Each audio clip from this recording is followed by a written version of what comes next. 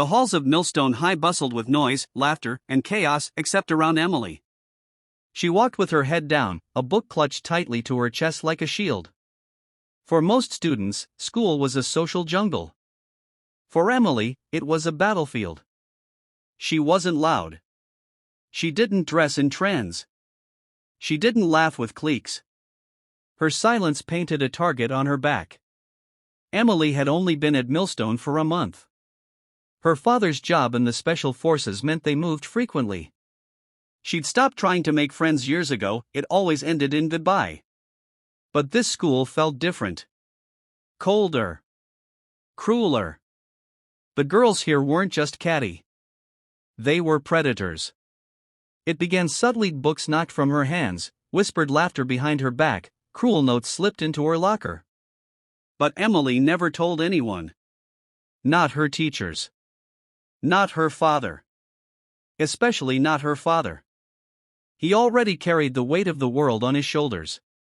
She couldn't add hers too. The trio of tormentors, Brielle, Cassie, and Madison, were the apex predators of Millstone High. Rich. Popular. Beautiful.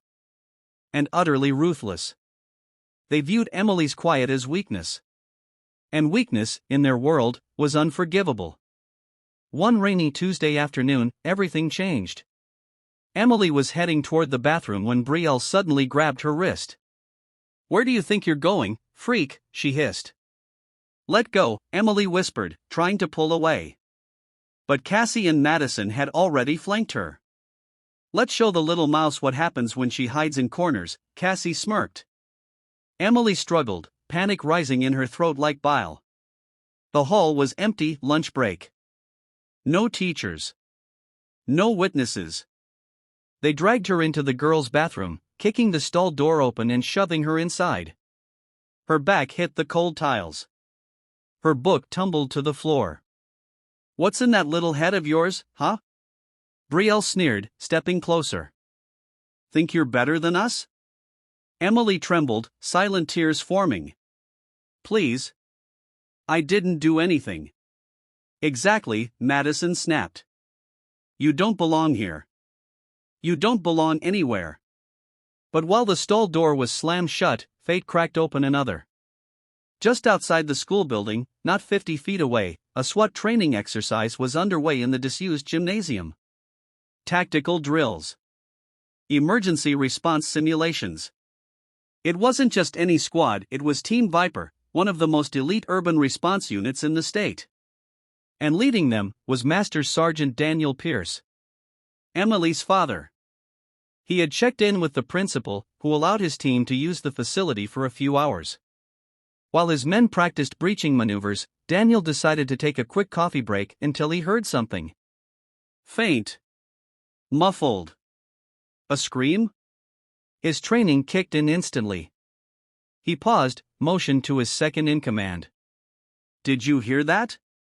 "Yeah." Came from the West Wing. The team grabbed their gear and moved swiftly but silently down the school corridors. Inside the bathroom, Brielle had taken Emily's phone and smashed it. "Oops," she said, tossing the shattered remains in the toilet. Emily crouched on the floor, sobbing silently. But something changed in her. A sudden, sharp spark of something primal. Anger? No, resolve. Before Brielle could reach for her again, the bathroom door exploded open. Boom! Police! Hands in the air! "Get away from her!" Gasps! Screams! The girls spun around, faces drained of color. The SWAT team flooded in like a storm, 6 men in black, armed and armored, voices firm and commanding.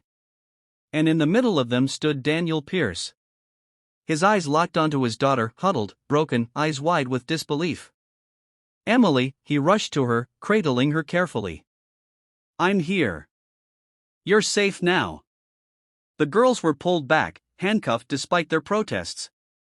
"We didn't mean it. It was just a joke." But no one was laughing. The school fell into chaos. Parents called. Authorities arrived. The footage from hallway cameras was reviewed. What the bullies didn't realize was that everything had been recorded, from the dragging to the bathroom to the destruction of Emily's phone.